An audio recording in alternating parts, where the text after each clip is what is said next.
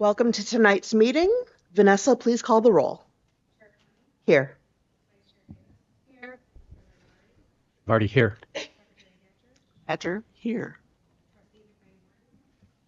Here. Trustee Milliken. Here. Trustee Peck. Here. Thank you. Do I hear a motion to approve the agenda? Move. Second? Support. Thank you. Any discussion? Hearing none, all in favor? Say aye. Aye. Aye. Any opposed? Thank you. Okay, do I hear a motion to recess the monthly meeting to go into closed session to discuss a written legal opinion by counsel, and that we reconvene in open session upon completion? So moved. Support. Thank you. Any discussion? Okay, Vanessa, please call the roll. Yes. Chair Fleming. Yes. How quickly we forget. Yes. Marty, yes. Secretary Hatcher. Yes. Yes. Trustee Milliken. Yes. Trustee Peck. Yes. Okay, thank you. Trustees, please head to ML 150. Yeah. Do I hear a motion to reconvene the monthly meeting? So move. Support? Support. Any discussion? All in favor, say aye. Aye. Any opposed? Thank you. We are reconvened. All right, moving on to tab A. The recommendation is that the Board of Trustees approve the minutes of the January 28th, 2025 organizational and monthly meetings as submitted. Do I hear a motion? So move. Second? Support. Any discussion on last month's minutes? All right, hearing none. All in favor say aye. Aye. Any opposed? Thank you. All right, we're moving on to citizen participation. WCCEA, Ms. Fournier. Good evening.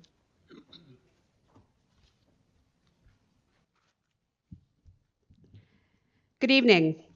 This year is a bargaining year for the college and the WCCEA. The WCCEA negotiation team has been meeting weekly to prepare our proposals for bargaining. We look forward to meeting with the administration's team on March 14th for our first negotiation session.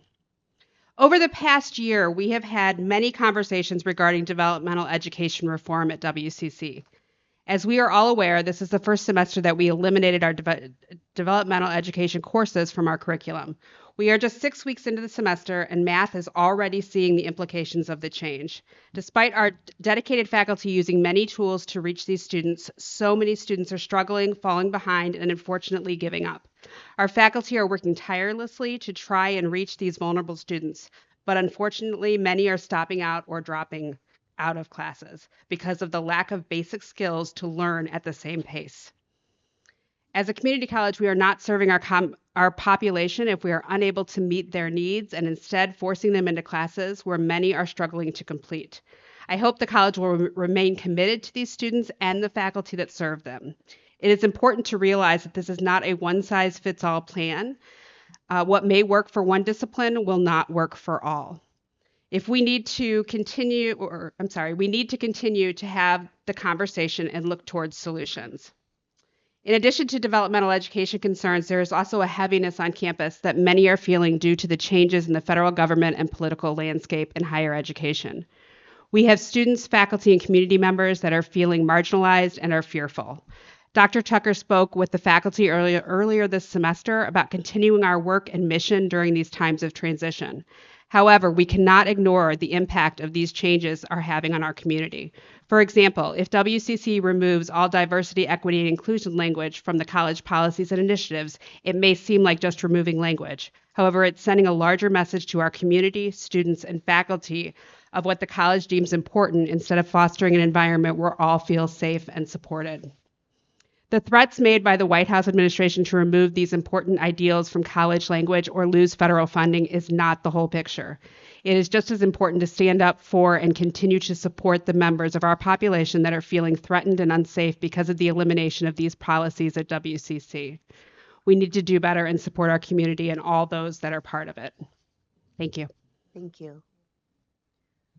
Okay, public comments. Let's see, I have one for Mr. Haley. Are you ready, sir? Come on down.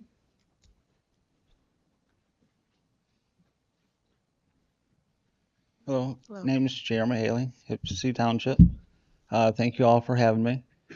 I'd like to inform Trustee Milliken that the data center is not, they call it a research center, but it's a data center.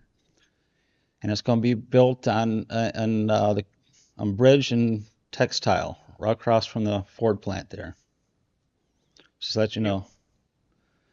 And Trustee Davis and Knight Morton, you mentioned that you were on the housing committee for Ann Arbor or something like that.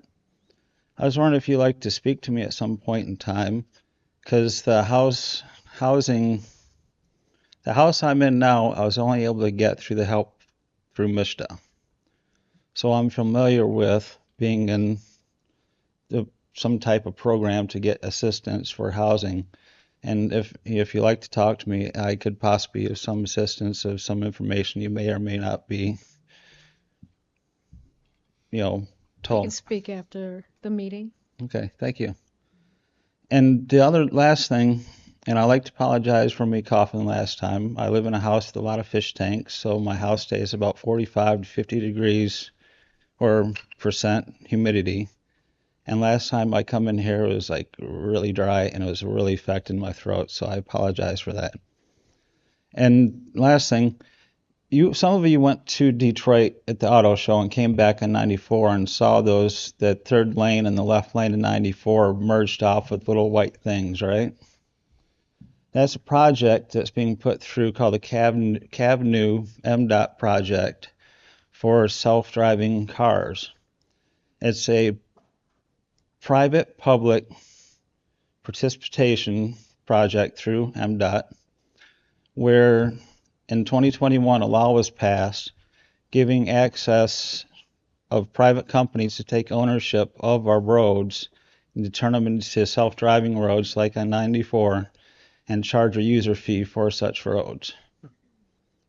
So I know everybody wants to go that route. I'm all for automation and technology and stuff, but we can't be giving over our public roads to private companies to charge money for people can use a public road. And I didn't know if you were all aware of that or what that project was, but that's to stretch from the Lodge Freeway to Ann Arbor Saline Road in both ways on 94 in the left lanes. I'm just letting you know, as you're doing the self-driving thing, keep that aware how that is going to affect lower income people like me. Since I got the house, my income to debt ratio is flipped. I can't even get an increase on my credit card. So the only thing I'll ever be able to get is a used car at this point. So just keep that in mind as you're moving forth, and just want to keep you and give you that information. Thank you. Thank you, sir. Thank you. Vanessa, were there any written comments? There was none Okay, received. thank you. Okay, we're moving on to special reports. First up, the sustainable infrastructure improvements and impacts. President Blanca. Yes. It gives me great pleasure to introduce Rebecca Andrews, who is, come on up, Rebecca, who is our resource recovery manager. What you need to know about Rebecca is that she graduated from Ulster University. She has an MSc in environmental toxicology and pollution and management that she received in 2006 to 2009. She also is a graduate of the University of Northampton with a Bachelor of Science with honors with a degree in waste management and pollution control, which she completed in 2005. And she also has professional certifications and is a board member of the Michigan Recycling Coalition and chair of the Education Committee. And she works for us. Okay? So right now, thank you very much, Rebecca, for sharing your report on sustainable infrastructure. Thank you very much for the kind introduction. You're welcome. So I'm Rebecca Andrews. I'm the Resource Recovery Manager here at WCC. And I'm going to talk about our infrastructure, improvements and impacts, and how that has impacted on our sustainable materials management. So sustainable materials management priorities are dictated by the waste hierarchy, which is shown on the right there. So any campus infrastructure improvements prioritize in the following way. First, we start with waste reduction, choices that we make to reduce waste. After that, we move on to reuse. Any items that are discarded, we make available for reuse. And then recycling for items that are not suitable for reuse. And then landfill is always the last resort. One of the projects you may be familiar with is the LED lighting project, and that has significantly impacted our waste reduction efforts. The Federal Reduction of Fluorescent Lighting Initiative 2028 will phase out and restrict fluorescent tubes and CFL lighting. The lighting upgrade is removing 2 hazardous waste streams from campus. Mercury-containing fluorescent light tubes, considered toxic hazardous waste, and NiCad battery backups, also considered a toxic hazardous waste. Since 2020, we have removed and responsibly disposed of 27,768 fluorescent bulbs. The lighting upgrade hasn't resulted in any waste to landfill, except for some minor packaging. Everything from the cardboard boxes, pallets, fixtures, batteries, bulbs, plastic wrap, paper inserts have been recycled or processed by a specialist. Other advantages to the lighting upgrade are that our annual purchase of fluorescent tubes has declined from 850 to 266 between 2018 and 2024, and this cost will be completely eliminated once the project is complete. So far, the lighting upgrades have reduced WCC's energy use for lighting by 60%, and labour time to service old-style fluorescent lights will be eliminated on completion of the project. Another project is our bottle filling stations. This also has waste reduction impacts. The switch from traditional old-style water fountains to filtered water refill stations is one tool in reducing the amount of single-use plastic consumed on campus. Tackling single-use plastic takes a multi-pronged approach, and making filtered water easily accessible is often the first step in any single-use plastic reduction program. You can see on the right there our estimated weight of non-deposit plastics that we recycled. You can see the COVID impact and the disruption that caused between 2020 and 2022, and then the recovery in 23, and then a decline on the amount of plastic we recycled in 24. Another waste reduction effort is our move to EVs. As WCC moves to EVs, this will lead to a reduction in the amount of carbon-based fuels used and the associated carbon emissions. Other air pollutants will also be removed, such as NOx and VOC. And EVs have a predicted longer life than gas-fueled cars, have reduced maintenance needs and create less waste, including liquid wastes, such as waste oil, antifreeze, brake fluid, transmission fluid, and solid wastes, such as air and fuel filters, brake pads, exhaust systems, and spark plugs. Moving on from our waste reduction efforts to reuse, because ultimately there is always materials that have to be discarded. Reuse is the use of a material or item for its original purpose. Our main outlet for reuse is the WCC Surplus Store, which is hosted at publicsurplus.com. The store is an auction site used by the local community and employees, and in 2024, the surplus store diverted over £82,000, that's over 41 tonnes, of material from landfill. When items don't sell on the store, we work with non-profits in the area to ensure they stay out of landfill and are of benefit to the community. In calendar year 2024, we donated over £9,000 of items to local non-profits. The pictures on the right are items that were listed in the last year. The large crate was actually the crate that an EV charging system was delivered in. And we listed it for sale, and it was of use to somebody and they purchased it, and our only other option for that crate would have been landfill. And then as our IT equipment gets upgraded, the outdated machines also come to the surplus store and get listed for sale. Moving on from reuse, if something can't be reused, we assess it for recycling. Recycling is the taking of one product and turning it into another using a mechanical, biological, or chemical process, such as taking plastic bottles and making them into a fleece jacket. Classroom recycling systems have been upgraded in BEB, TI, and OE recently. The improvements should reduce confusion, maximize the amount of material collected, and expand our standardized system. If you look at the 3 pictures on the left, they're from 3 separate classrooms in the same building. The first picture has a very old and worn bottles and cans bin, a blue bin for paper, and a grey trash can. The next classroom has what looks like an old bottles and cans bin missing its lid and a blue paper box, but nothing as the third bottles and cans collection bin. The third picture has 4 bins in it. 2 appear to be for bottles and cans.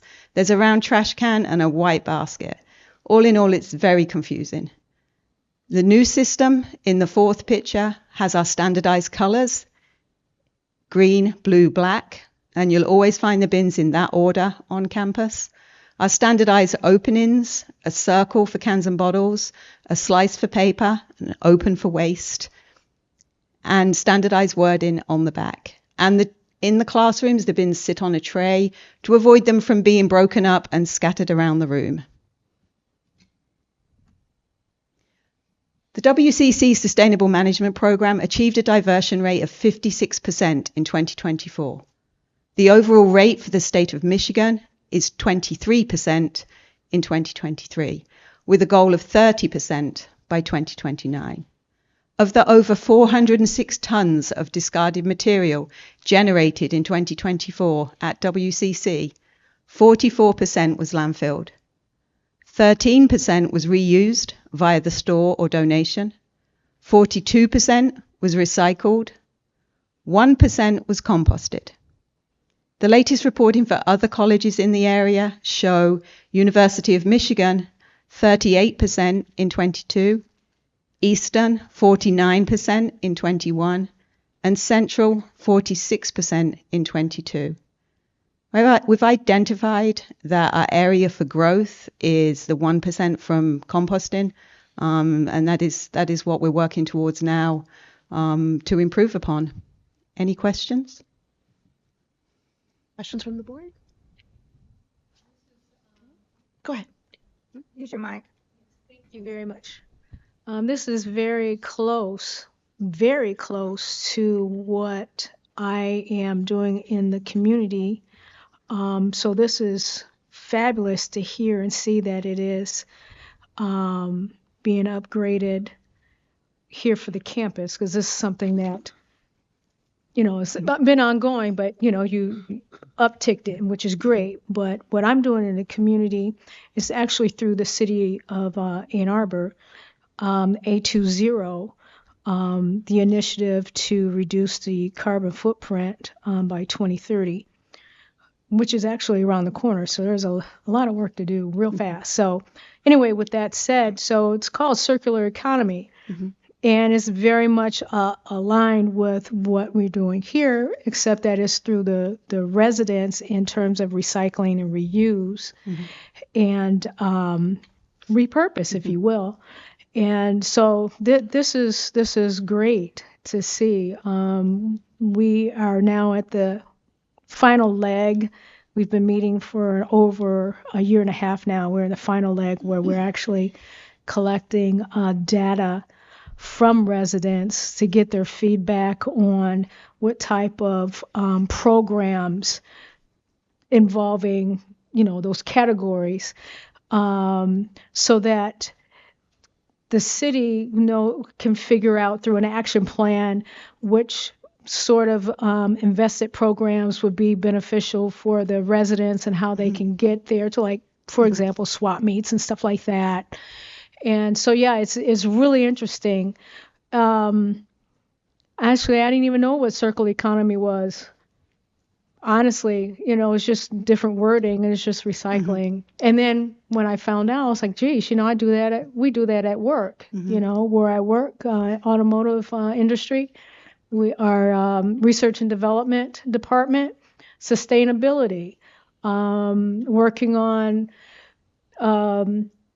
how to pattern out of from material that's made from like apples. It's just weird, but that's the age and what we're in now, is just trying to, reuse and use whatever we can to reduce the waste in the landfill. So I applaud this. This is awesome.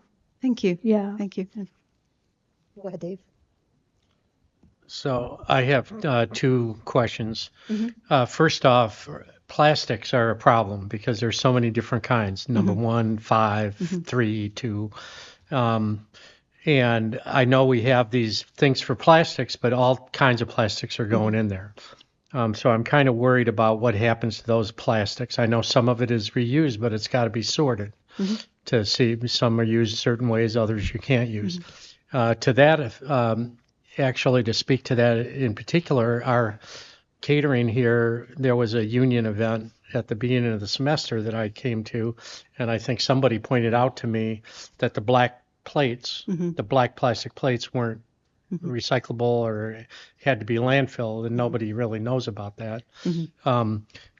But are we working, you have the job here, are you working with the on-site catering and it strikes me that increasing our compost, because we have catering here, which is food, which is compostable, and we just filled up with our box lunches. We just filled up the landfill container in our extra room there with cardboard boxes that had some food left in them and all sorts of stuff. And there's like compostable stuff there that's not. And this is just a microcosm, just tiny little anecdote of tonight. But we have the catering operation here. It seems like it's ripe for significant efforts right here in this building, since all the catering happens, or a lot of the catering happens here, that we could improve the composting percentage right here in this building. Yeah, the composting is currently being targeted. The 1% composting on campus is done via our vermicomposting system. We have 2 worm pits on campus, and we collect food for composting from all of our break rooms and from the back of house pre-consumer waste here at ML and at SC. However, the worm composting system can't deal with any meat, dairy, or anything that's cooked. So it's purely fruits, vegetables, coffee grounds, eggshells, and tea bags. That's why we've been low on our composting. I'm currently in the process of setting up a contract for pickup of all food waste via a contractor, My Green Michigan, from the back of ML. And we'll start small with ML, get the system in place, and then we can grow that 1%. I do want to keep the worm system in place because it ties in with a lot of our WTMC learning here on campus. The students come out, they get tours, they see the food going in, they see the worms breaking it down. And then when I harvest the castings, they go into the hoop house and the students see the food growing in it, which is just an awesome, they see the whole life cycle, the whole nutrient cycle. So I'm looking to expand, but keep what's great about the system we've got. If I can just speak briefly to the plastic plates, it is very hard to recycle any plate, whether it's black or white, that's been used as a single-use product and had food on it, because the recyclers don't take them. They don't take solo cups. They don't take the black plastic. They don't take white plastic. If it's had food on it, I don't have an outlet. Anything that goes in the green bin, I just want to express how everyone's involved in this. It's not just me and my department. It goes from you making the choice to put your bottle in the correct bin, and then the custodian lifting that bin and taking that bag and putting it in the right pickup place, and then my team picking it up, and they will sort it. They will go through that bin. They'll remove some contamination really quickly, and then they bag it and ship it off-site themselves. There's no contractors in that mix. So we know exactly what's going out, and we know it's clean, and we know it's going to a processor that is going to deal with it correctly. Thank you. Any other questions? Ruth and then Pat. I have a handout here about black plastic, and I will you can take one and pass it. Particularly black plastic is particularly bad plastic. But my other question is is there a faculty group that's working with you?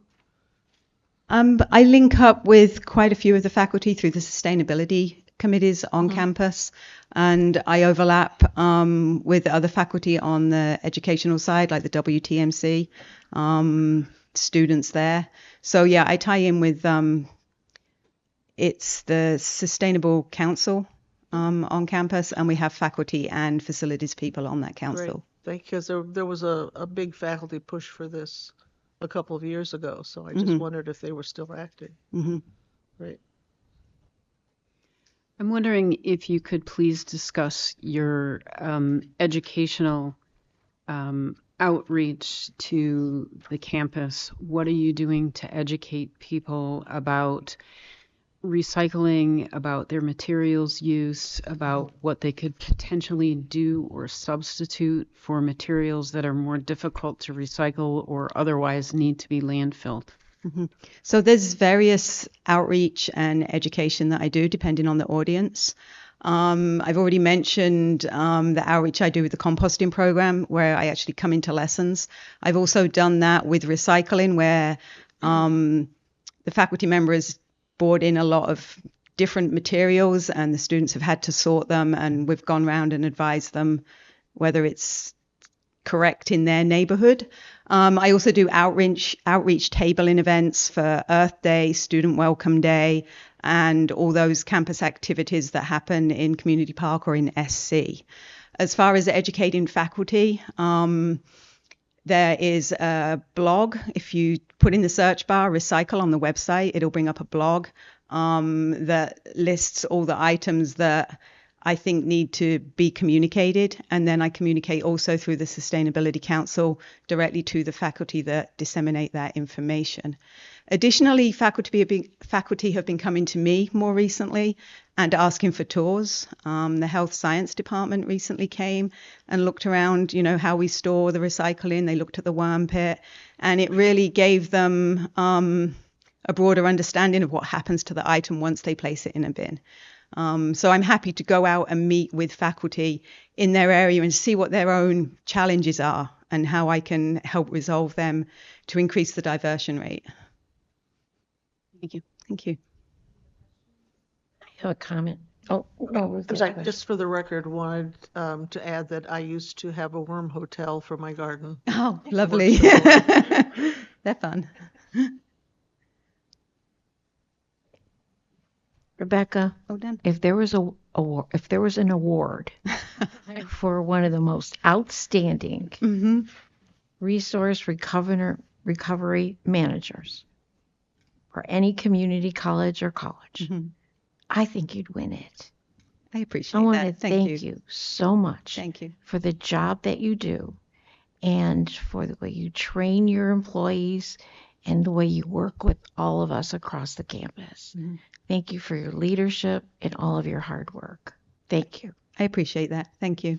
And if anyone has any follow-up questions, just drop me an email. Perfect. Thank you very much. Okay. Moving on to the next special report, we have the apprenticeship update with VP Marusi. Good evening. Mm-hmm. So tonight, it's my pleasure to talk to all of you about apprenticeships at Washtenaw Community College. And apprenticeships are the original earn and learn types of programs and have been in place for, ages. So when we talk about apprenticeships, we really need to talk about 4 different types. And can you move that for me, Casey? Can you? Thank you. The 4 types are as what you see on the screen. First of all, are pre-apprenticeships. Pre-apprenticeships, most of the apprenticeships for the most part are driven by employers. They're normally not driven by us finding individuals. However, pre-apprenticeship programs can work both ways, where you end up maybe identifying a group of individuals or setting up a program where you're trying to help people gain skills that have limited credentials or they have limited skill sets, particularly in terms of mathematics. Now, some of the types of pre-apprenticeship programs that show up that you'll see across the country are those generally that will feed into the building trades. For unions, and people are having to take math tests to be able to get into the unions, building trades in particular. However, at Washtenaw, we have a couple of pre-apprenticeship programs that are in place right now, two of them currently. One is FAME, the Federation for Advanced Manufacturing Education, and the other one is Talent Together that we partner with the WISD on, where the students will complete the associate degree as part of the pre-apprenticeship program, but when they transfer on to a university to complete their bachelor's degree, that's when they are actually in an apprenticeship program. So they're earning while they're learning, doing that. The Department of Labor, U.S. Department of Labor registered apprenticeship programs are traditionally those building trade union programs. However, there are over 1,800 programs that are USDOL certified that are related to those occupations. So with regard to that, you're looking at something that's very rigorous. They are the most robust in terms of the apprenticeship types of programs that are offered throughout the country. And they're, again, paid on the job training experience. They're related to technical instruction, about 144 hours per year. There are wage increases as individuals gain skills. Their wage increases by the employer. So this is a great opportunity for people to not just take classes, but then to also put what they're learning in the classroom to work in the industry. The third one, IRAPs, industry recognized apprenticeship programs. Those are the programs that are outside of usually the skilled trades. Those are the things that are really related to a specific industry where the industry itself holds the credential. So, and they're tied to industry credentialed tests. So, for example, like the Culinary Federation might be what we would consider an IRAP. The Culinary Federation of the United States would hold the credentials for the industry certification, and they would work with a college or university to be able to set up training related to the programming, but then they would hold the credential for the industry certification. Once a student completed, they would sit for the industry certification. And the final type is our unrecognized apprenticeships, and we have some of those at the college where we have local businesses that are interested in setting up an apprenticeship, and they're not interested in aligning that to a U.S. Department of Labor apprenticeship or even an industry recognized credential, but it's more where they're working with the community college to identify specific courses that meet the needs of the occupation that they're training for, and they're building, they're having the students go through those particular training programs that are customized to meet the needs of that occupation at the company. So I'm going to talk for a minute about the United Association. Now, the United Association has been at the college, as you know, since 1990, but since 2000, they've actually run, we've run programs for the associate degree and certificates. This past year, 446 UA apprentices completed online classes at WCC. That's an increase of 69% over the last year. 4,029 sprinkler fitter apprentices are completing online classes from all over the country through WCC, and that's a 24% increase over last year. Now, since the program started, the UA, which includes the pipe fitters, plumbers, sprinkler fitters are included in this group, 1,750 UA members have completed a college certificate or degree at Washtenaw Community College, and 43,533 UA members have completed college credit classes from all over the world. So that's a pretty significant representative sample of people that are taking our classes that are represented on multiple continents. What's nice about this is, you know, I have to give Marilyn Donham kudos along with Tony, and basically Marilyn has worked tirelessly on behalf of the community college in terms of trying to encourage UA folks to be able to complete that associate degree at the college. They are constantly recruiting those people to come and finish. And basically, they're just finishing after they complete their apprenticeship program. It's basically 5 classes, and they've got the associate degree, which is significant. So I had the pleasure this last year of serving over the graduation ceremony at the UA, and it was thrilling. I'll tell you, it was a lot of fun to be able to see all those excited people and their families from all over the country be able to talk about, and represent that they completed that associate degree. They're very proud of that. Okay. Now, apprenticeship oversight at Washtenaw Community College is under the Department of Career Success and Apprenticeship, and that falls under my division. This past year was the first time, and that was while Brandon was overseeing it, which was good for you, and the staff, putting in place the college as a USDOL approved intermediary. And what's great about that is, we hold the credentials and on behalf of the USDOL and basically we're looking at all the compliance. We're responsible for collecting all of the information and submitting that to USDOL. So this past year, we've had 2 different programs. One was with Toyota for the Automotive Service Technician Apprenticeship and the YMCA for the Master Fitness Trainer Apprenticeship. In addition to that, we oversee employer-sponsored apprenticeships. And those are the ones, obviously, where the employers are coming to us and they're asking us to work with them to put apprenticeship programs in place for their individual companies.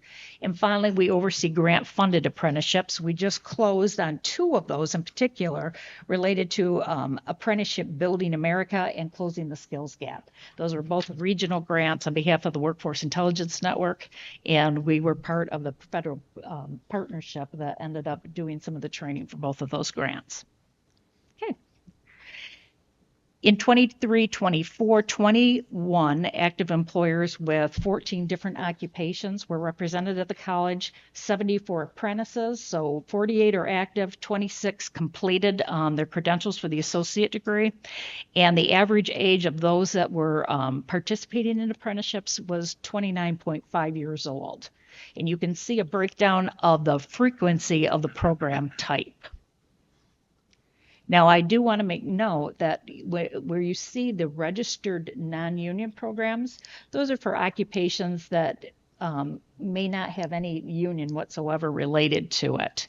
It may be a short order cook. It may be, something related to farm tech. It could be any number of different things. But again, it's where the employer is aligning that particular occupation, and they happen just to be in a non-union area. Okay.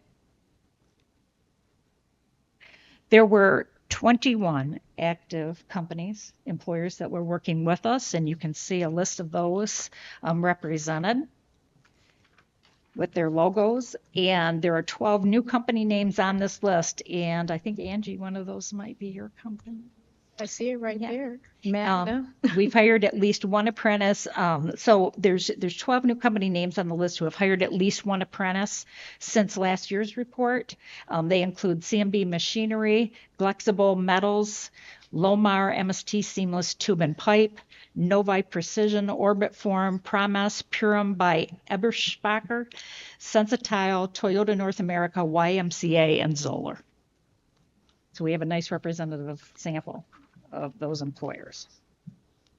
And finally, we're working actively with 5 new employers this year and 4 existing and customized training programs related to technical instruction.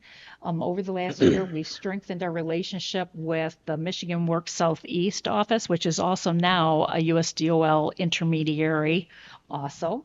So that actually has worked out well for us because we share back and forth information with employers and partners and individuals that are looking for apprenticeship.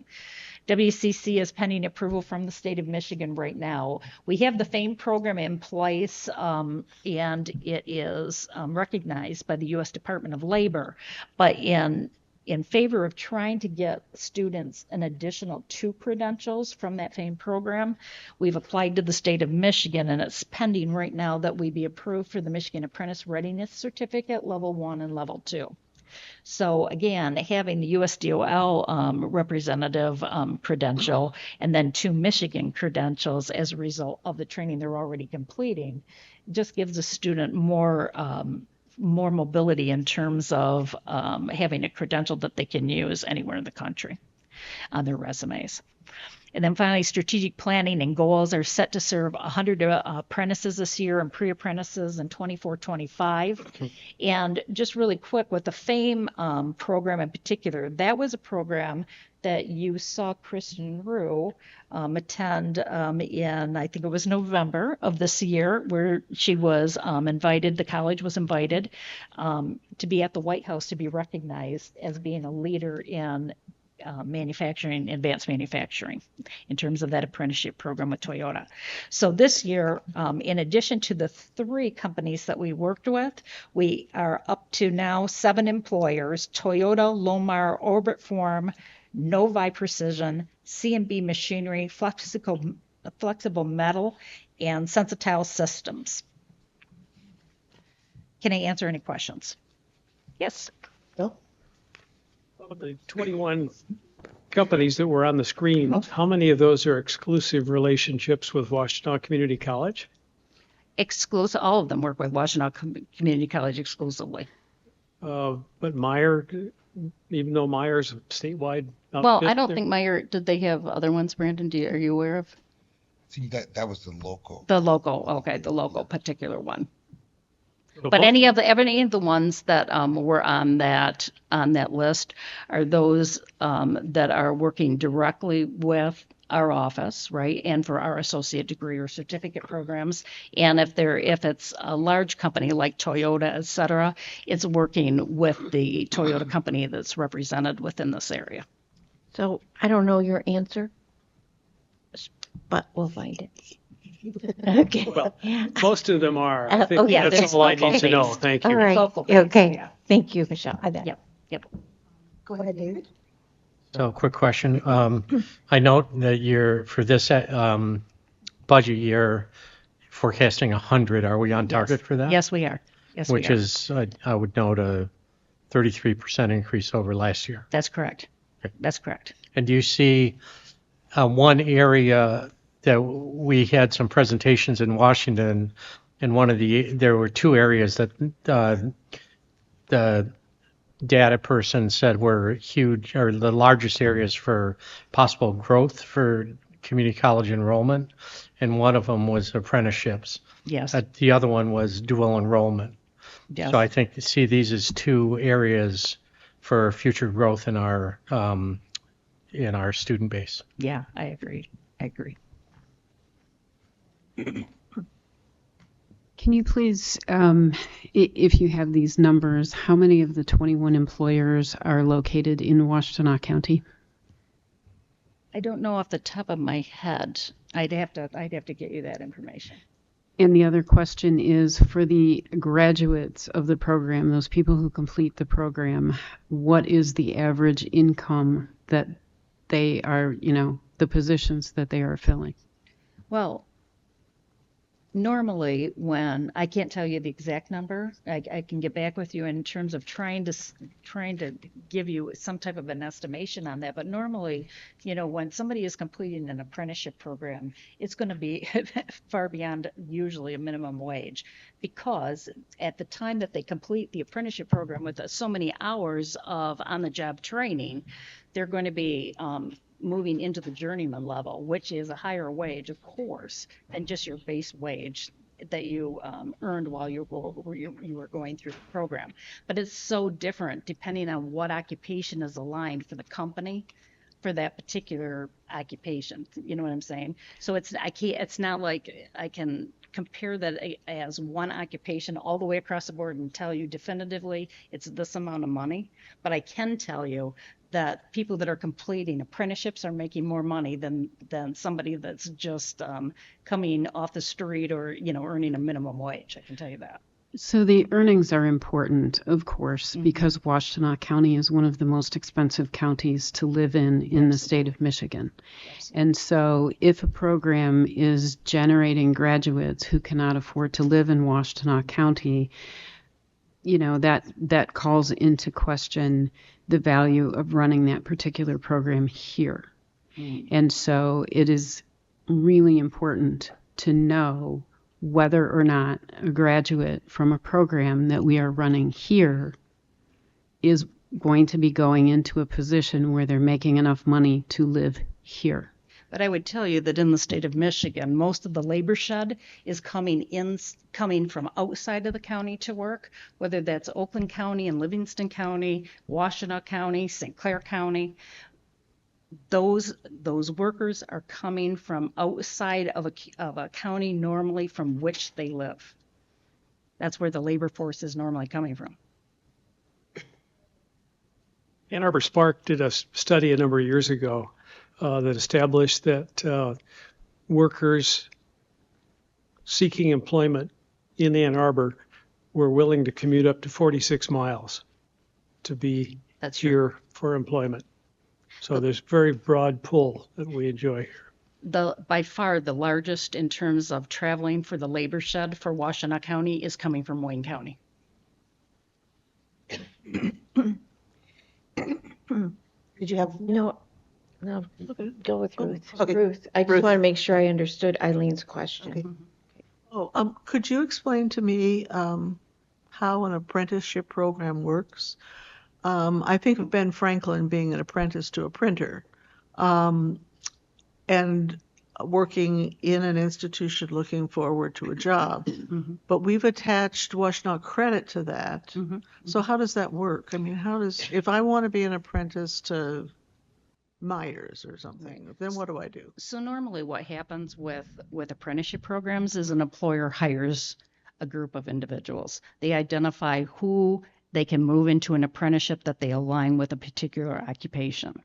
Then normally they would work with the community college in Brandon's area in particular to be able to develop, if it's not a USDOL certified apprenticeship, they would work with Brandon's area to identify what courses would best align to prepare that person for the job that the employer wants completed at a quality level. And that's a requirement of the apprenticeship? With apprenticeship, that's how that normally works. Okay. Yeah.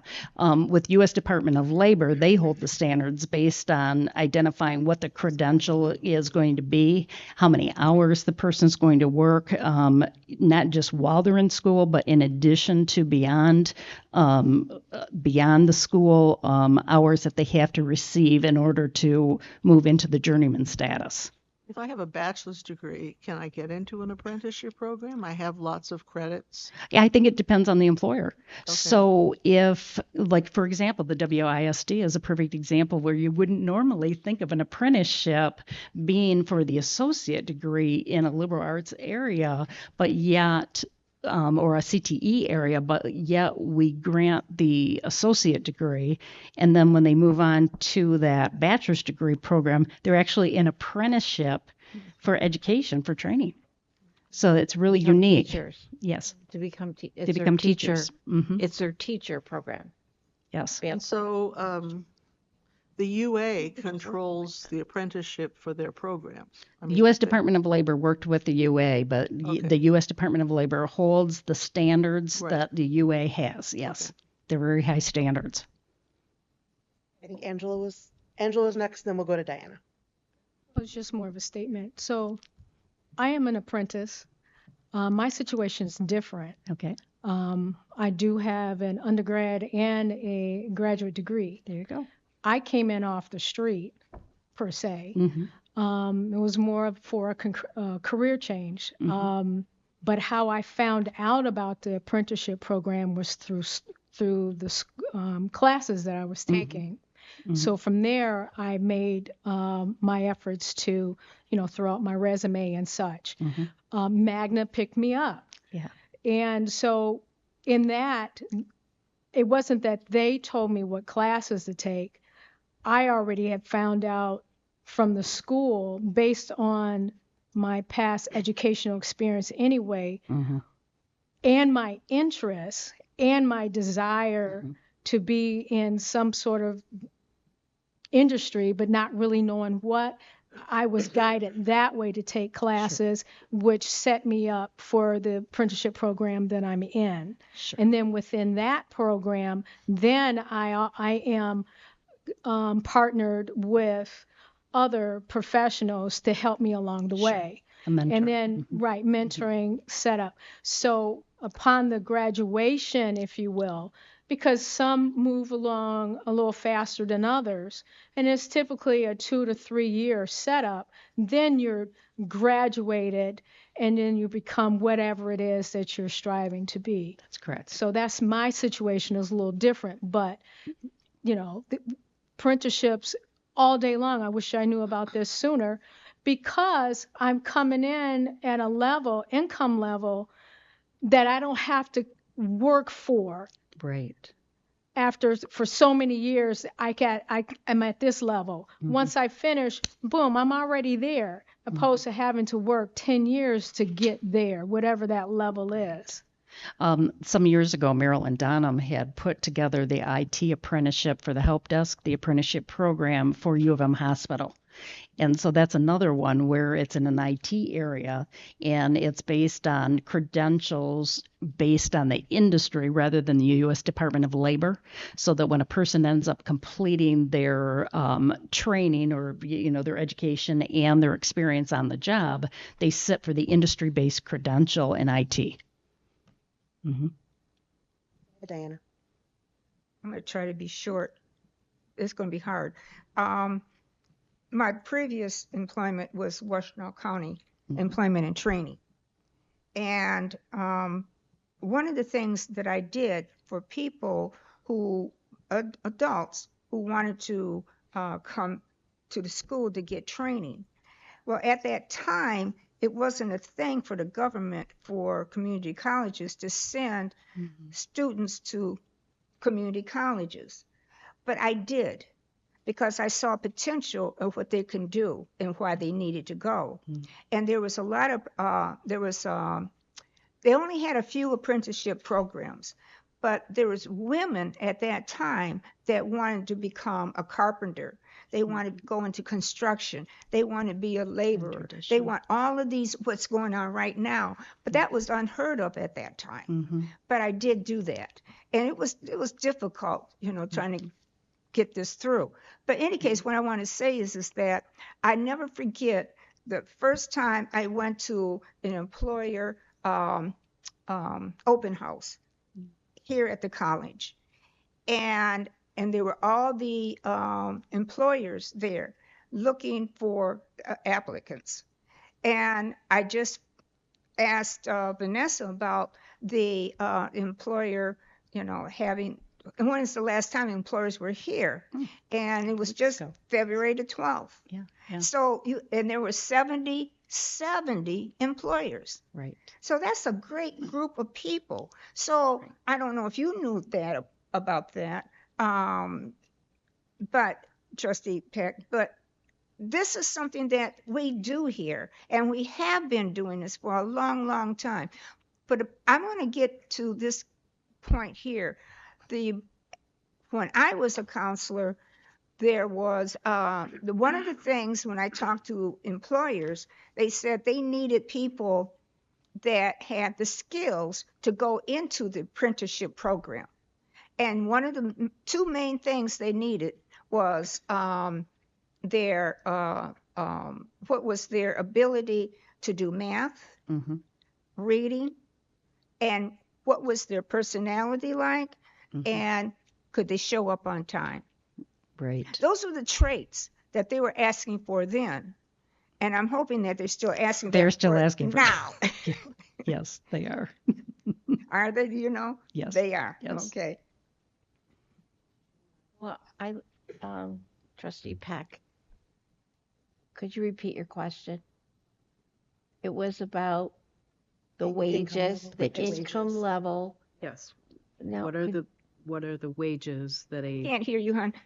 What are the wages? What is the average wage that a person who completes an apprenticeship goes into? What if when they are hired, when they are working full time, what is their average wage? Okay. I don't have that answer right now, but not. we'll get that. Thank you. The other Thank you. questions? Unless you know it. No. Either one of you? No, I mean, it's Does it change? varies. I It mean, varies every- based on the Depends on the occupation. It's based on the, but we can get average wages based, yeah. Okay. Thank you very much. Okay. He's really asking for an aggregate number, not specific. Okay. Our next report. Yeah. So the impact of avian colony abandonment on an insular snake population. You had me at you had me at the beginning there. I gave Brandon a longer title, but he wouldn't put it up here. You lost me at snake, but you had me There at we go. avian. So this is very strange for me as a teacher because people behind me and I have to stand still, which is not going to happen, but I'll try. So thank you for having me. My name is David Wooten. I'm a faculty member in the biology department. So I want to appreciate the board and the college for giving me this time to come share with you. I'm going to give a synopsis of some of the sabbatical research and the research that I've been doing for about the last 25 years or so on an island. This is in collaboration with the University of Florida, with the Nature Coast Biological Station, and the Seahorse Key Marine Station. And so let's make sure this is working. See if that's working. I don't think it's working. Did it sync? Let's try it. That's fine. Yeah, one. That's perfect. Thank you. One less thing to hold. Excellent. So Seahorse Key is an island off the Big Bend of Florida. It's in the Gulf of Mexico. I believe that's the proper name. And if we take a look at this island, it's about 65 hectares large. It's part of the Cedar Keys National Wildlife Refuge. It is full of incredible wildlife, and there's only two structures there. There is a pre-Civil War lighthouse that's there you can see in the upper right-hand corner. Incredible. That's a whole nother lecture. And then the University of Florida has some outbuildings and some docks there for folks to arrive and do research there.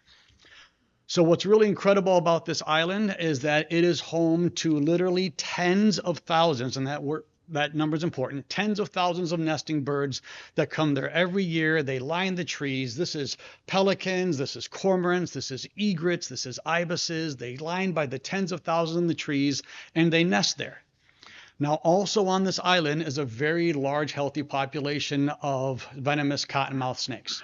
The water moccasins, another common name they use down south. And so these cottonmouth snakes, they live there. They do not go off the island. They don't go into salt water. They basically sit underneath these nesting trees and they wait for the birds to go out and catch fish, come back to feed their young. And if you're feeding 10,000 young and 1% drop their fish, do the math, that's a lot of manna from the heavens. And so these snakes have evolved to sit under the trees and scavenge dead fish dropped by the birds above, which is unheard of. It's very unique in the biological world. Now, if we stopped right there, that would be kind of cool. But it gets better than that. Because also on the island of venomous snakes and lots of birds dropping fish on you is a large population of rats.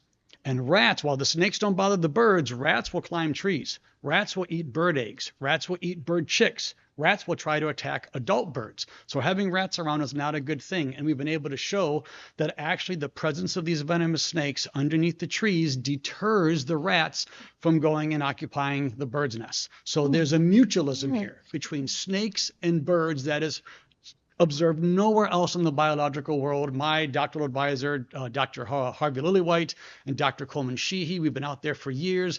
There's people from all over the world trying to get on Seahorse Key to work on this system. And then it happened. In 2015, over the course of 3 days, every single nesting bird on that island left. They were there on Tuesday. They were building nests. Listen to that number, tens of thousands. They were building nests. They were laying eggs. There were chicks hatching. They were there Tuesday. And Friday, U.S. Fish and Wildlife came by and there were none. They completely left the island, went several miles away. They've never been back since. We have absolutely no idea why they did this. So, of course, the question is now, given this relationship between snakes and birds and fish and rats, how will this affect the ecology of the island? We wanted to know this. So in 2017, I asked for a sabbatical. I went down there, worked on the island, took a lot of data, caught a lot of snakes, looked at what was going on the island, and ultimately was able to come back and produce a couple of things. So one is I was able to produce and illustrate this first food web that's ever been illustrated for Seahorse Key. This was my original work from 2017. So we illustrated the food web to understand the connections between species on the island. And then there's a mathematical way I will not bore you with that we take this and we oh, by the way, I have to show you. I will show you. Look right here. I'll show you on this right screen. You can see right here this beautiful triangle. Look at my beautiful triangle. So usually when you draw food webs, it looks like on the left, it's just kind of spaghetti going everywhere, right? But when I remember I was drawing this and putting it together, and I yelled for my wife, like, I have a triangle. And I don't know what that means, darling. But it means there's a mutualistic relationship here. There's a connection that's shown. And so I took this, turned it into mathematics that I won't bore you with, called interaction network analysis, that allows you to take these connections, put them into a matrix, and ask the question, what are the most important nodes? Every one of those dots in those images you see is a species on the island, including the birds, including the snakes, including the rats. And so you ask the mathematical question, what is the most important dot? What's the dot that controls the most resources? Who's the most connected? Who's connected to the most important dots in the system, right? It's all about who you know, correct? Mm-hmm. This is the network that I built here in the upper part of the slide, showing before the birds left. And you can see the network on the lower one. It's completely fractured. It's completely broken. And when I did this research, it was profound. We thought there'd still be some connections, but it actually broke the food web ecology of that island with all these birds leaving. As a result of that work, I'm glad to say the food web work was published in an Oxford University book called Islands and Snakes. We were able to publish that work, and the network analysis work was published in a scientific journal, because that's quantifiable, sciencey math stuff, so that was in a peer-reviewed journal. That was in 2017. And after that, no one was there working. There was a doctoral student, Mark Sanfos was down there. He was looking at the snakes, what they were eating, doing something with their scales we call stable isotope analysis, where we can take a sample of your tissue and tell you what you had for lunch. Now that's pretty cool, right? And so he's down there catching snakes, taking scale samples, looking at chemistry, and ultimately found out these snakes are starting to shift their diet. But that's not until the population crashed. The snake population crashed. There was no food for them. There's no fish from the trees anymore because the birds are gone. The snakes were starving. The population crashed. We even have observations of cannibalism, of snakes eating each other. And then slowly we started to see a shift in their diet. And then everyone graduated and went away, right? Mark graduated, had to go do something else. So no one's been out there. So the question again becomes, what's the current status of the snakes in the island? We don't know. And so 5 years later, I asked for another sabbatical. This was in fall of 2023, wanted to go back down and take a look and assess this. And so in September of 2023, I did not go to Seahorse Key because Adelia hit Seahorse Key directly about 4 days before I was supposed to be down there. So in October of 2023, I went back down after everything, or some of it was rebuilt. It's quite an interesting story. Went back down there and asked, how are the snake populations doing? What is looking like the ecology of the island? What's the condition? What's going on? So we went down there and did survey work again. So first off, body condition. One of the things we noted was that, and you can see from the image on the left here, I'll show you that this was the condition here of the snakes before the birds left, and any positive value is considered a healthy body condition. You can see the negative body condition index over here when the birds left. That's post-abandonment. And now currently we start to see the snake's body condition is improving. So we are seeing those species, those individuals that survived actually are starting to improve because of the shift in their diet. We're seeing a return of their body condition. They're not emaciated. These were healthy snakes. You can see we have to put them in tubes because they're venomous and measure them. And they were very heavy. They were very fat. They were very ornery. They were very happy. We even were finding sheds and babies, which means they're healthy enough to be reproducing again, which is a huge indicator from a biological standpoint.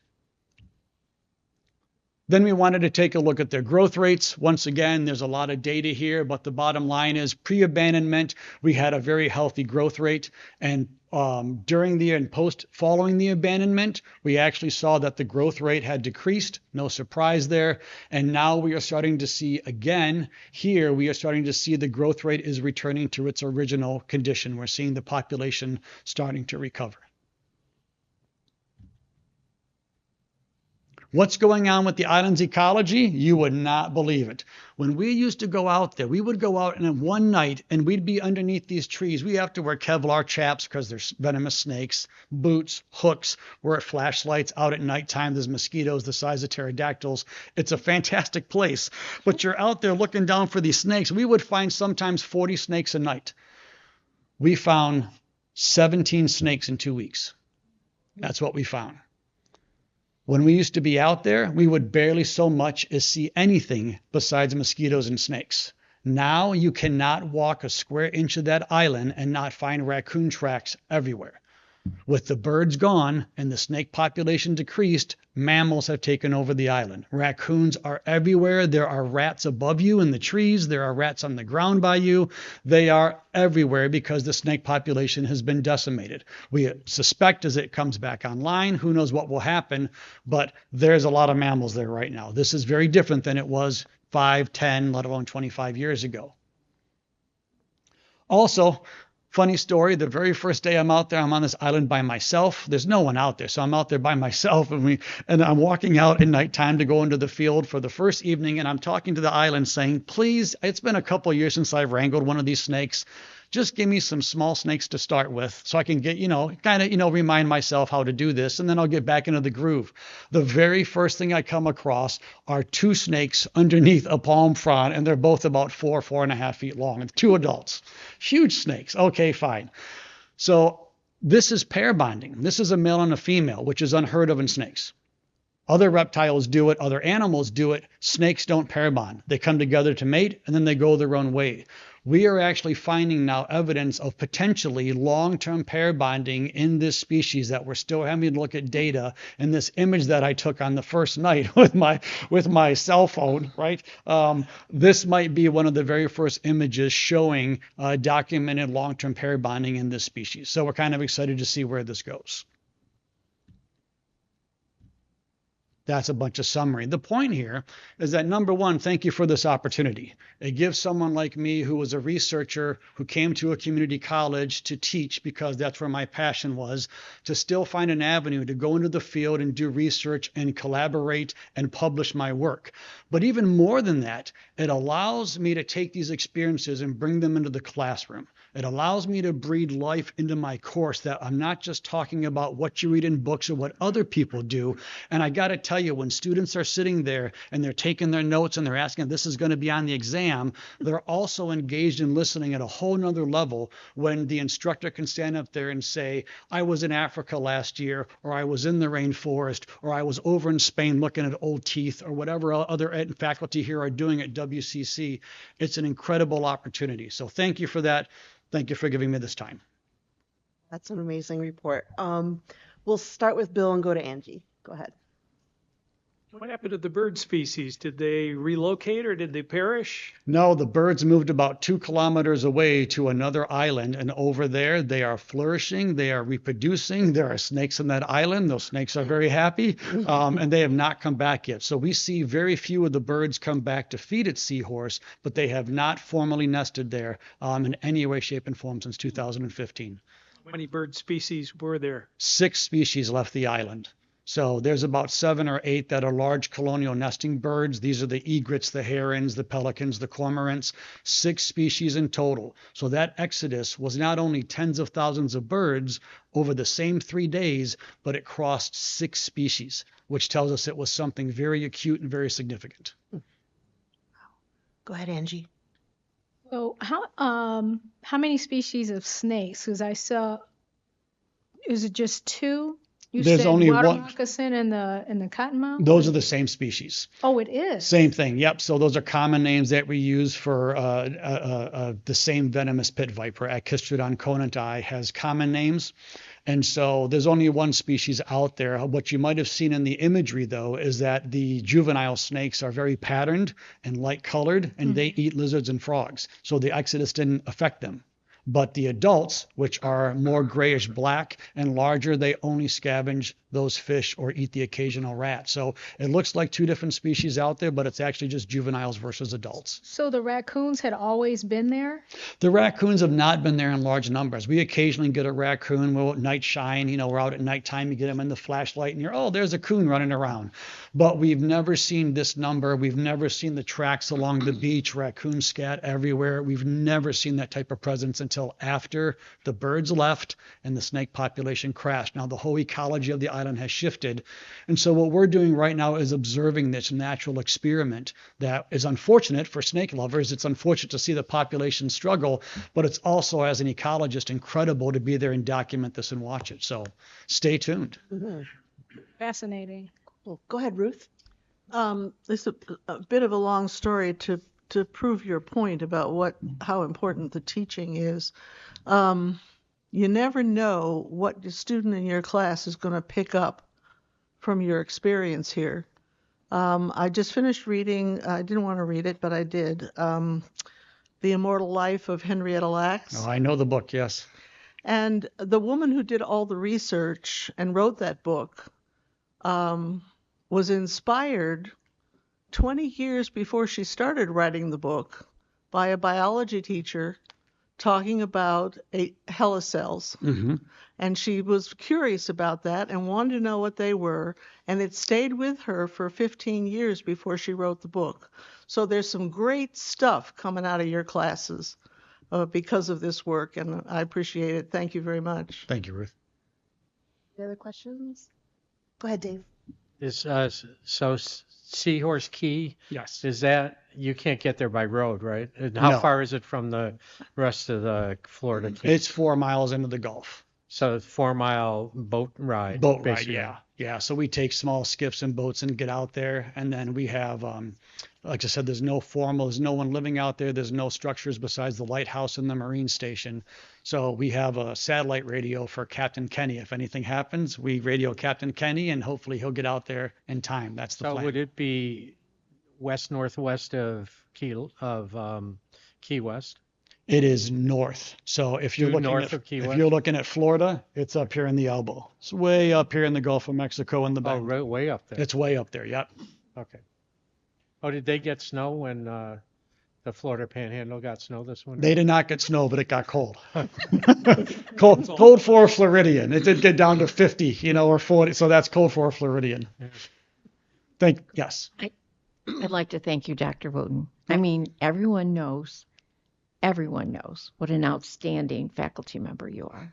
Thank you. And we can all see that. Your heart and soul's in it and in what your subject matter is.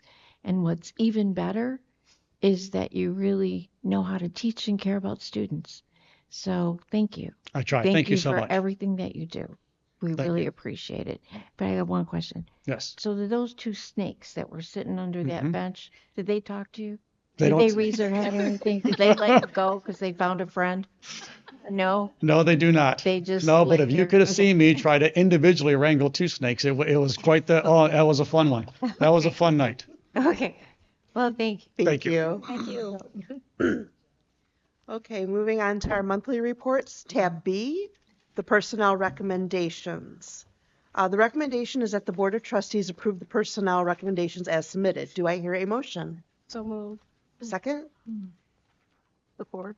Thank you. Any discussion on this? Could Ruth first. Could you tell us a little bit about Glenn Richards, I was just going to ask that our too. new Dean of Students? Somebody? Oh my goodness, he is with it. Thank you for asking that.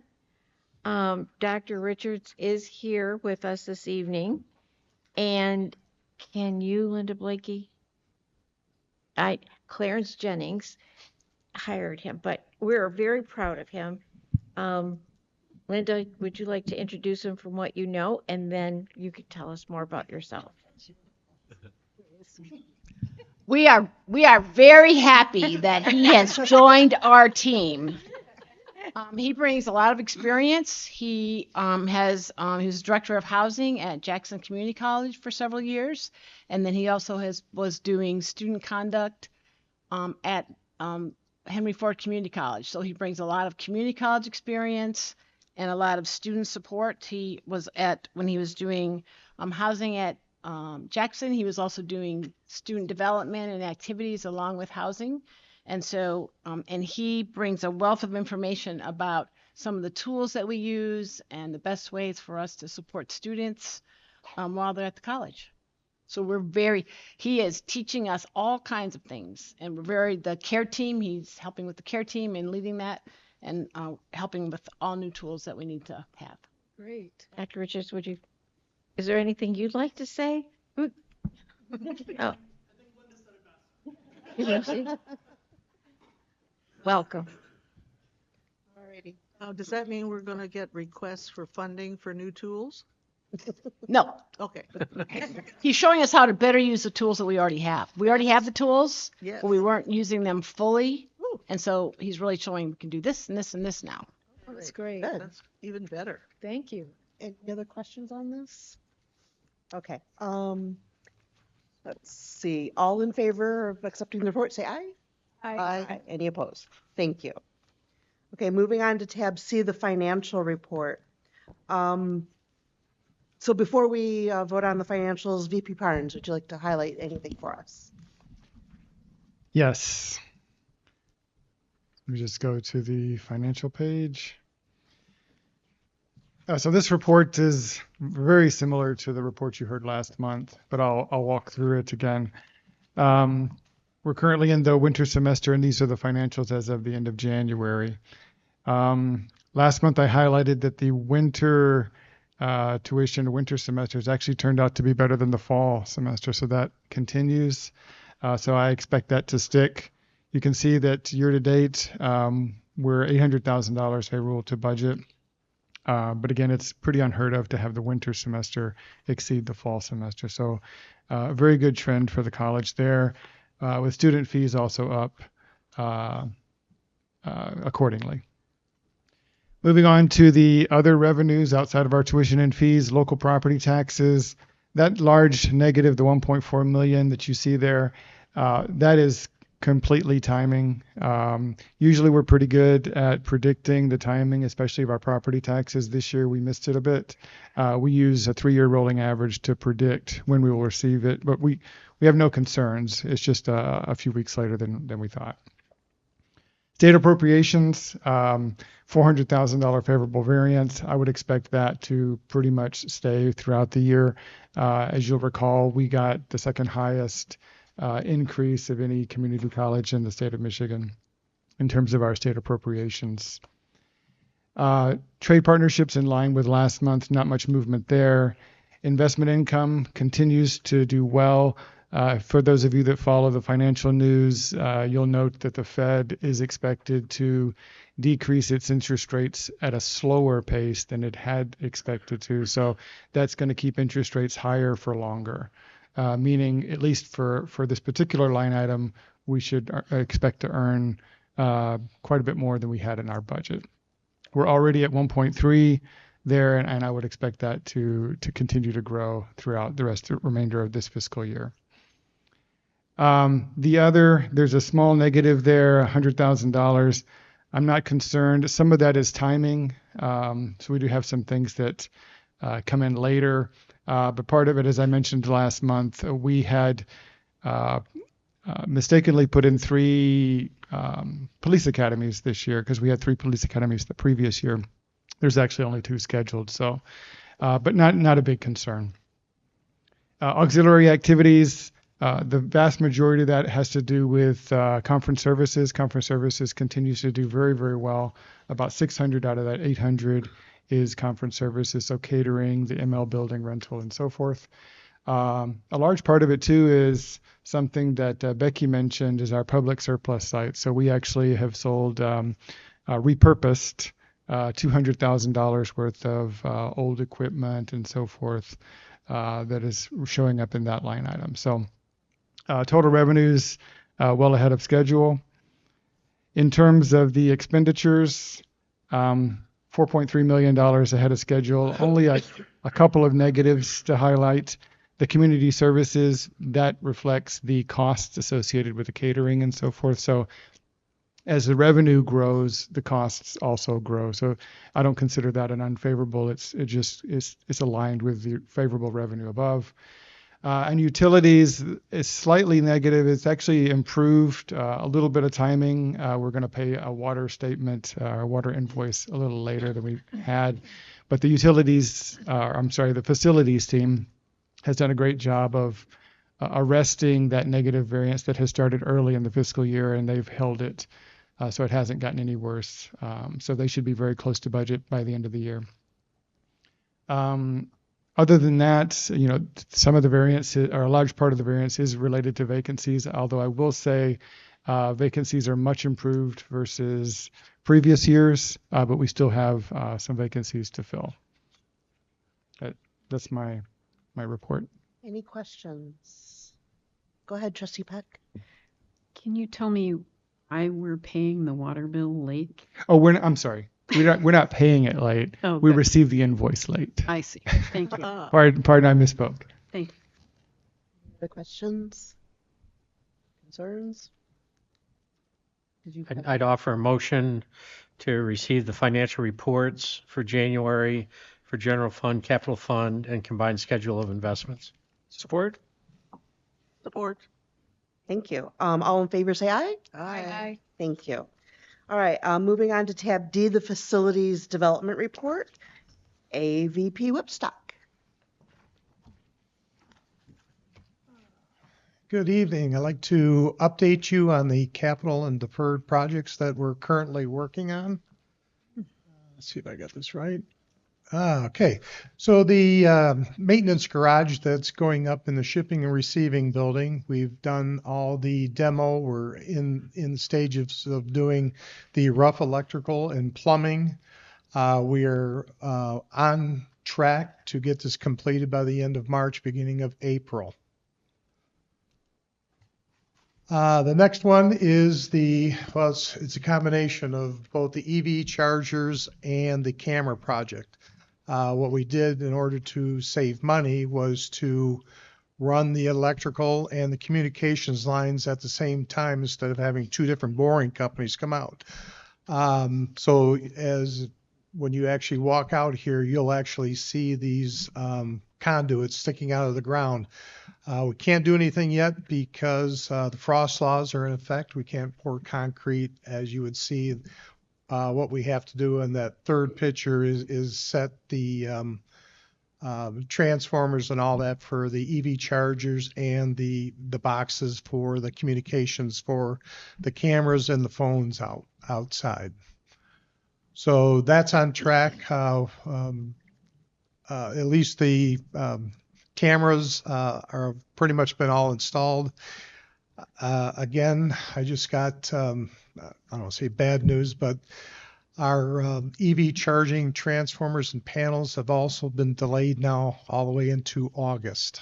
So anything doing with infrastructure, getting materials in has been a problem not only for Washtenaw, but for everyone across the nation. That stuff was supposed to be in here in mid spring. Now we're getting a end of August delivery date. Oop.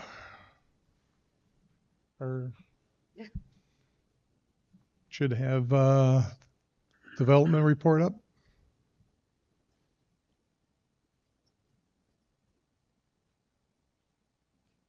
Yep, there we go. All right. Two capital projects I just mentioned, the deferred maintenance projects, which Rebecca talked about. One was the LED light upgrade projects. We're currently in the student center. I'm hoping to get that done within the next few months. We got sprinkling of classrooms we have to get done. As you can imagine, the student center is very busy and it's hard to get into certain areas. So now it's just trying to find our way in to complete the lighting in those densely populated areas. The Health and Fitness Center, a fire alarm upgrade. We're in punch list items. We should have that final reviewed with the state or the county inspector here shortly. Student restroom upgrade projects is going to be starting the first week of March. I don't know if there's any direct questions with any of the other projects on this list that anybody has. Any questions from us? Anybody? Real quick. Go ahead, Angie. On your slide, you stated, when you stated that the panels won't get here until August, the conduits that are sticking out of the ground.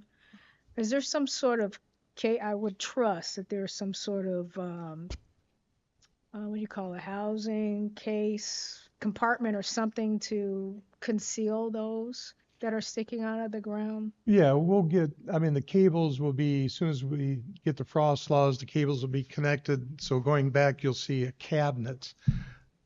Those so there'll be cables, the cabinet like that third picture you showed? yeah, we can go back. So what we see on the left would be on the right? Yeah, the cabinets will be coming in that end, like the transformer and for the EV chargers. Yeah. Those are the things that are being delayed.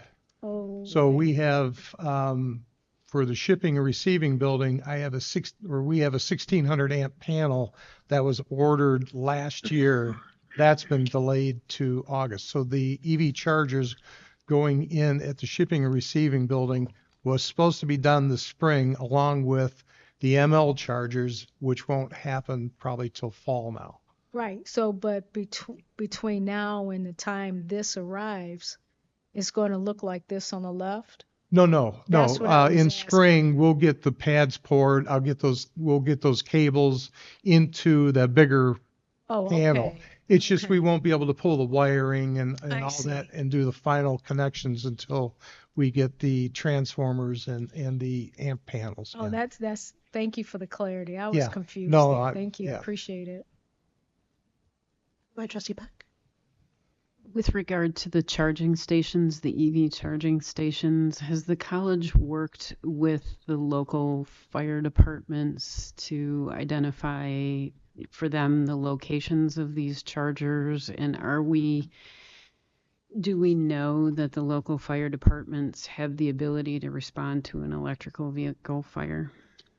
So in regards to the health and fitness center and even the parking garage, we worked directly it was all permitted. So we got the electrical permits pulled. I worked directly with the fire chief. At that time it was Blackford. He's retired now. So we did work with them. They wanted certain things that even though they weren't in codes, like an e-stop. So he wanted to have an e-stop away from the charging stations. That way, if there was a fire, his people didn't have to go up there. They could hit the e-stop to shut off all the power. So we worked directly with them to make the installation of the EV chargers far more safe. We have burn zones that we identified right outside the parking garage that we can pull those cars out to. We actually had originally designed a level 3 charger in the parking garage, and he didn't like that, so we actually pulled that from the plans. We have a level 3 charger over at the shipping and receiving building. We originally had it up towards the building. He didn't like that, so we put it on the other side of the parking lot in order to make him more comfortable with the installation. So yes, we have worked directly with them. We've talked with them to make this installation as safe as we possibly could. Okay, Thank you. Any other questions? All right, thank you. Yep. Okay, moving on to remarks of the Board of Trustees. Would anybody like to say anything? Yes. Go ahead, Angela. I figured I'd beat Dave this time. But I'll keep it short because Dave wants to say something. Yes, so headed out to Washington, D.C. for the National Legislative Summit. And it was great for me. I hadn't been in a number of years for various reasons. But it was very enlightening, given the climate that we're in. And as we know, we're always pushing for a short-term Pell for our students, right? In this space, I'm just speaking to the choir, but it is so important that our voices individually, all of you at this meeting tonight, write a letter to your respective representative, letting them know just how important it is for the short-term Pell to continue on. Here we're talking about apprenticeship programs. We're talking about the unions and for folks with the desire to continue their education for whatever reason, to get in and get out. Normally 16 weeks, some can't do 16 weeks. They just want to be able to get in for like 10 weeks, to satisfy that mission, that necessity to get, the income upgraded, get their family on the right track, and short-term Pell helps to bridge that gap for many adults and young adults. So that was far as my end, in making that message known. And it was quite favorable upon the ears that heard it. They said that they will continue to do what they can to make sure that that message is delivered on the floor or wherever they send our messages to. But we really wanted to make an impact. And with this one pager that the marketing department set up, I mean, it was really nice. We had our students on the back, previous students on the back, and then we had our individual data sheets, for each of the representatives in their particular district. So they really could see just how great we are working with our students and the access that we have for them to achieve their educational goals. So I want to say it was very productive, and I'm glad that I went. Anybody else? Go ahead, Dave. I'll just thank you, Angie. I think you covered most of it. I do want to give a real thank you to our staff for the sheets that were specific to districts. Lisa McLean, who's in Republican leadership, we had information that we could talk to her about students from her district, although it's far afield of Washtenaw County, the impact that we're having on her constituency. And the same for the other people who we spoke with. Tim Wahlberg is now the chair of the Education and Labor Committee, which oversees a lot of programs that affect us here, both in education and in labor. And I think we had very positive meetings across the board with Democrats and Republicans. They're all going to be affected by the overall budget things that are going on at the federal level coming out of the White House. So even if it's important for us to build those positive relationships with members of both parties, but we have to recognize that we're in a climate that's going to see significant cuts, which hopefully we can, the community colleges are in a sweet spot with the current Republican majority because of the work we do and the students we educate. So hopefully it won't hit us in our education sector as much as it might other education sectors. So given that, I think it was a really positive trip for us, and we had a real positive impact on not just on legislators, but on key staff people who work on those committees. We met somebody who's been with the Education and Labor Committee, who originally came in as a staff person for Susan Collins in Maine, and has been working with the Education and Labor Committee for 6 years. So preceded Tim Wahlberg, and is really the expert and the person that we needed to see. So that was all a good hit. So want to thank you to the staff for giving us the information that we could deliver in a positive way. I also want to point out, I don't know how many of you saw this art exhibition out here. It's the Michigan Art Education Association Region 3 Student Art Exhibition. These are public school, or they're school, grade school through high school students and their art that's being exhibited out here. This Friday, February 28th, the exhibition ends. There's a reception from 5 to 7 p.m. I strongly encourage everybody to go to that. Last year I went, and it was amazing. Teachers, parents, students that could be coming here for community college at some point are all here with a real positive experience in our facility here. It's just a wonderful environment, and it's so much positive energy. I'm so proud that we're hosting this here on our college at the Morris Lawrence building. And tomorrow, as part of this, or not tomorrow, Thursday, there will be creativity and AI at the Student Center, room 105, 6 to 8 p.m.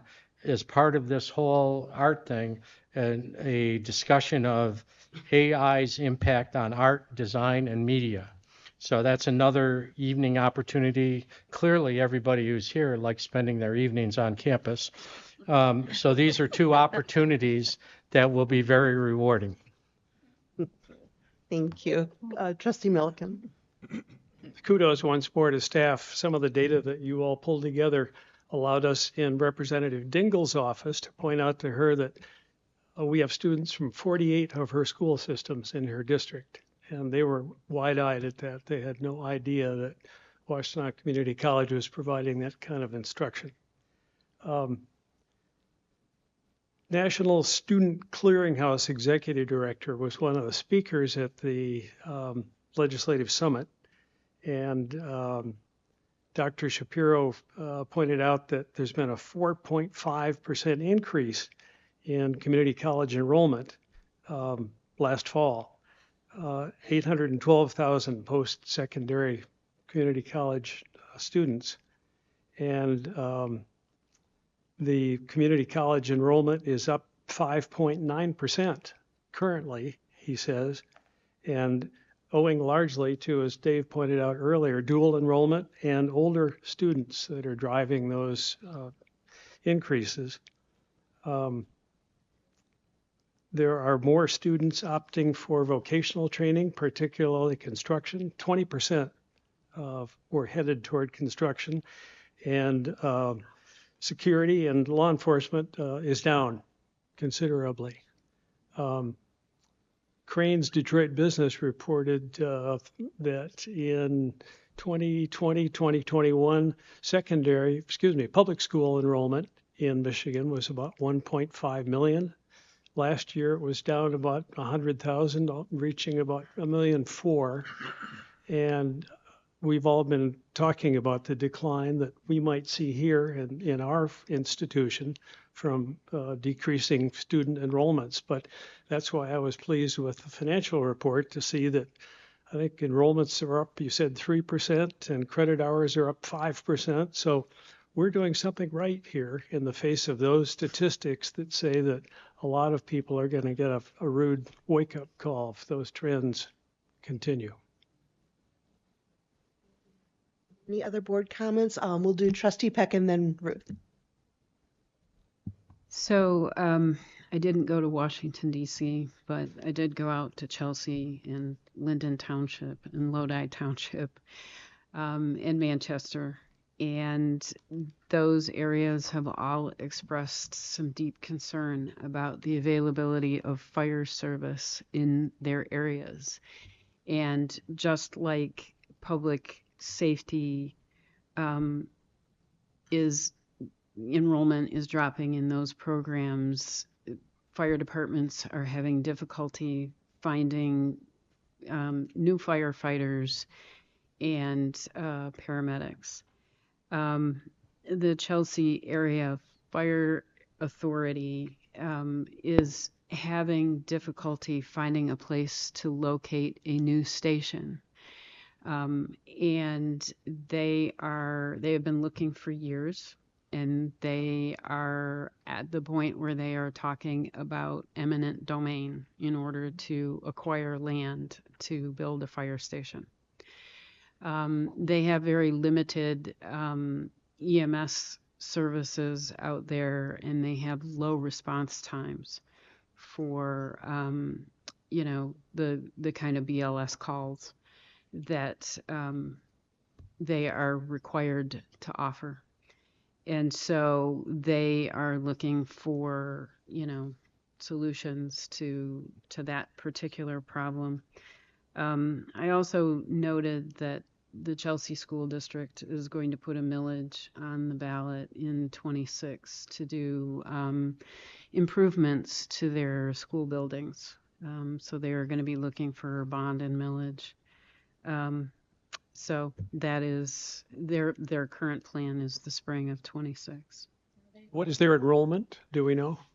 I don't know, but I do know that Chelsea, the city, is very concerned about the lack of influx of new families because they're concerned about being able to support their school district. And so I think part of their strategy is to update their buildings to attract new families, new residents into the area. But they're, that area is struggling with the same question that everybody is struggling with, the availability of housing and the affordability of housing. And so I think that's part of their strategy. So. Go ahead, Ruth. Just a quick question or request. Could we have just an update at every monthly meeting about the progress to Canvas? How's it going? How many classes are there? How many aren't? How's the help? Blah, blah, blah. It's a big deal, and I just like a little progress report every month. Agreement? Yes. Yeah, that's fine. Excuse me. As everyone know, I'm a member of SIMCOG and Vice President of Education. And this past Thursday, SIMCOG held a meeting at Ypsilanti Civic Center, and I was the person to speak to everybody opening the session. It was quite interesting, but it was really good. Basically, why they were there, in fact, it wasn't just Washtenaw County. It was 5 regions: Washtenaw, Monroe, Howe, and 2 other regions. That what they were doing is actually talking about membership and an election for officers for the cities and townships and villages for people who are from those areas like Monroe, Pittsfield Township, Howe, all the townships.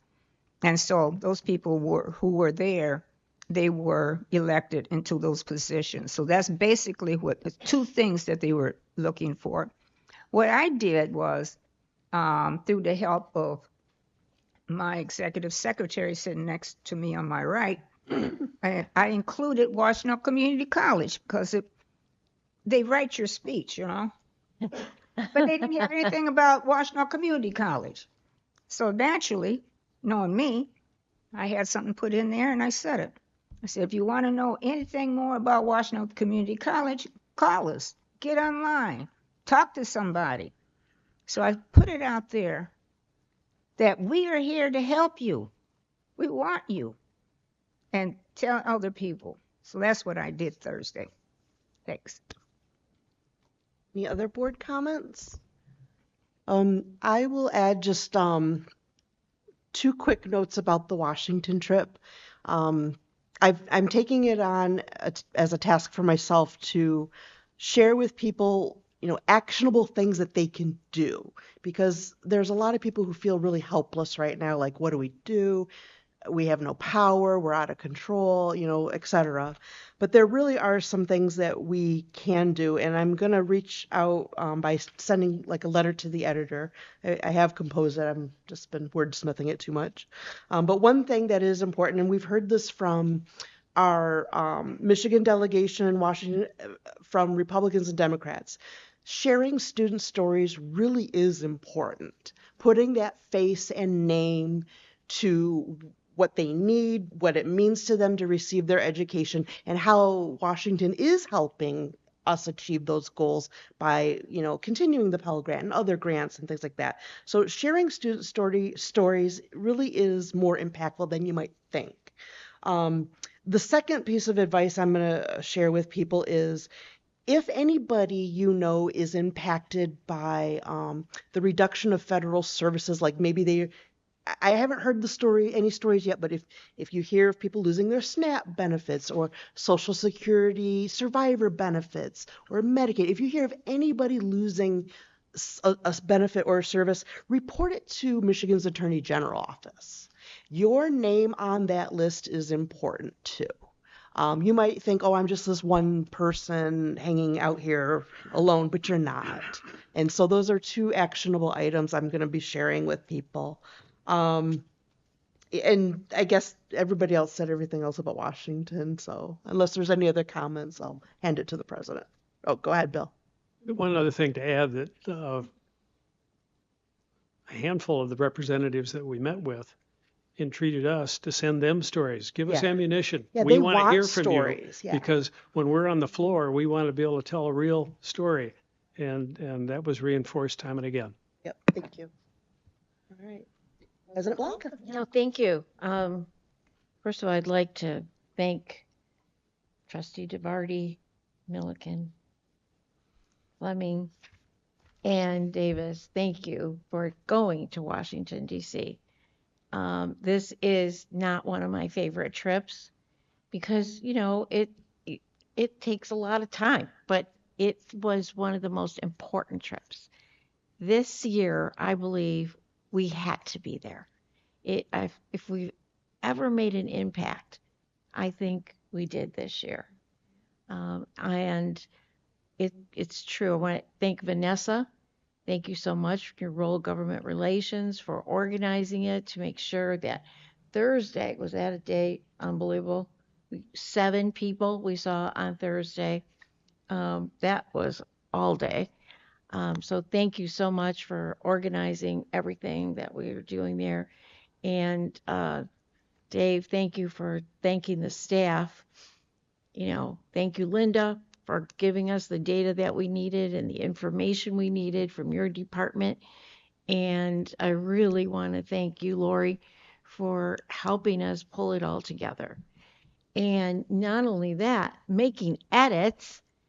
Vanessa and I were editing that Michigan paper in Washington and corresponding with Lori and Rich from there to edit and make, edit the stories and what we have in there. So the reason it was successful is because it was everybody's work. And trustees did a great job representing the college and sharing all the information that they knew and really promoting us and what the needs of our students are. Also, I'd like to say this is STEAM Week, right? And uh, kudos to Susan Dentel for her work in leading STEAM Week. Susan, also we should congratulate her for her recent publication in the Community College Journal of Research and Practice. And her focus was on increasing persistence in STEM students. CTE Month is a national event. Events this month include workshops about careers in CTE, panel discussions with executives from major companies such as Apple, General Motors, Google, immersion events for potential students in advanced manufacturing, and our winter career fair. CT Month will also finish, I think this is what you were referring to, Dave, I think, with a session on creativity and AI presented by the Digital Media Arts Department. Okay, Skills USA competition. Also this month rather, because it is CTE month, and bringing top talent to WCC from area high schools. On February 7th, our welding department hosted 77 students from 7 high schools with a total of 120 individuals. And that's really great. And making it the largest competition we've had since then.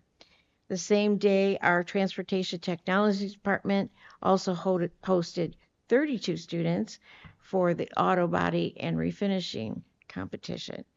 And finally, last Friday, Transportation Technologies had 92 students from 16 area high schools coming to campus for this Skills USA Automotive Services competition. I'd like to thank all the faculty and staff that participated in all that. Thank you, Dean Samolsky, for all the work that you do in leading that effort. And lastly, a reminder that this month, actually it's not this month, it's March. March 27th from 11:30 to 1:30 is our next Washtenaw Economic Club. And the speaker will be Kristen Gchek, who is the who is the policy advisor at the Federal Reserve Bank of Chicago. That should be good, right?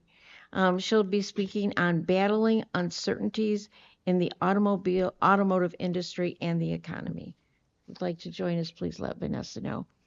And thank you very much, Trustee DeVarty, for serving on meeting with Terry and I monthly. I always like to mention that because it's good for the public and everyone to know that the treasurer of the board does meet with the CFO and the president on a monthly basis to review the budget very thoroughly. And I'd like to thank you for your time on participating in that. Thank you. You're welcome. Thank you. Okay, we're moving on to old business, tab E, the UA Boiler Lab. The recommendation is that the Board of Trustees establish a capital project in the amount not to exceed $1,025,687 and award Monroe Plumbing a contract in an amount not to exceed $611,600. Do I hear a motion? I so move. Second? Thank you. Any discussion on this? Go ahead, Dave. I'd like to thank the staff for providing us the bid tally sheet, which is really helpful, and we could see the relative advantages of going with the recommended contractor, and that they're all good contractors, that 4 contractors submitted bids, and this looks like the most reasonable. I know this is a project we're doing collaboratively with the UA, and that they will be underwriting the entire cost. But as we saw with our apprenticeship program, the impact that the UA has on our apprenticeship offerings, I think it's really important to do everything we can to really boost that relationship. And the fact that they're investing this kind of capital investment on our campus is a testament to what we deliver here, and is a testament to their commitment to staying here on our campus. So I really strongly recommend this, and I want to thank the staff for providing the bid sheet. Any other questions or comments? Go ahead, Trustee Peck. Actually, just a question for Larry. I know that you had mentioned that you were working on an understanding, a memo or something like that with the UA. Can you speak about that? A link to the master agreement with the UA that handles the concerns you're talking about. Okay, thank you. Also, Trustee Peck, we answered the question from the last meeting. There were two questions. One had to do with liability insurance. Yep. And we did respond to that in the board memo. What we didn't respond to, though, I'm going to ask Craig to please respond to now. All right. Yep. So the question was the certification of the boilers. So Yes. these boilers do fall under the ASME boiler code requirements. Mm-hmm. So depending on the size, between 400,000 and a million BTUs, they will have to be triannually tested and certified. Anything over a million will have to be tested annually. Mm-hmm. So this will be the same as our boilers on campus, even though they are portable. So they will be tested and certified. I don't want to say the ironic thing of it is these boilers that we're bringing in, or the UA's bringing in, are going to be teaching the students how to do those testings and certifications in the real world. So even though the state's coming in and doing the testing, they're going to be doing the same thing, teaching with the students. Right. So Okay. yes, they will be under the boiler codes. Okay, thank you. Other questions? Okay. Vanessa, please call the roll. Chair Fleming, Yes. Vice Chair Davis, Yes. Treasurer DeVarty, Party, yes. Secretary Hatcher, Yes. Trustee McKnight Morton, Yes. Trustee Milliken, Yes. Trustee Peck. Yes. Okay, thank you. Moving on to tab F, the plastinated specimen purchase. The recommendation is that the Board of Trustees approve the purchase of a plastinated specimen from Gubner Plastinate in the amount not to exceed $142,000. Do I hear a motion? So moved. Second, thank you. Any discussion, questions on this? No? Okay, Vanessa, please call the roll. Chair Fleming, Yes. Vice Chair Davis, Yes. Treasurer DeVarty, Party, yes. Secretary Hatcher, Yes. Trustee McKnight Morton, Yes. Trustee Milliken, After that graphic presentation last month, yes. Trustee Peck. Thank you, everybody. Okay, new business, tab G. The recommendation is that the Board of Trustees approve an administrative review of certain Washtenaw Community College Board of Trustees policies to ensure compliance and best practices. The recommendation for policy revision or deletion shall be presented to the WCC Board of Trustees for discussion and approval at a future meeting. All right. Larry, do you want to tell us any more about this? Well, the administration will conduct a review to make sure that all the policies are compliant and adhere to best practices. And we'll bring the results of those reviews to you for board review and approval. Any questions on this? This is an action item, so we're going to call a vote. So ask your questions. Going once, twice. Go ahead, Trustee Peck. So I just want to make clear that you will be having members of the board looking at those reviews prior to presenting those to the entire board. Yes, the board will be involved. Thank you. Okay, any other questions? Okay. Vanessa, please call the roll. Wait, Oh, I'm sorry, we did. motion. Oh, I needed a motion. Do I hear a motion? So moved. Second, thank you. Vanessa, please call the roll. Chair Fleming, Yes. Vice Chair Davis, Yes. Treasurer DeVarty, Party, yes. Secretary Hatcher, Yes. Trustee McKnight Morton, Yes. Trustee Milliken, Yes. Trustee Peck. Yes. Thank you. I'll entertain a motion to adjourn the monthly meeting. Second? Thank you. Any discussion on that? Oh, procedures. All in favor say aye. Aye. Any opposed? Thank you. The meeting is adjourned.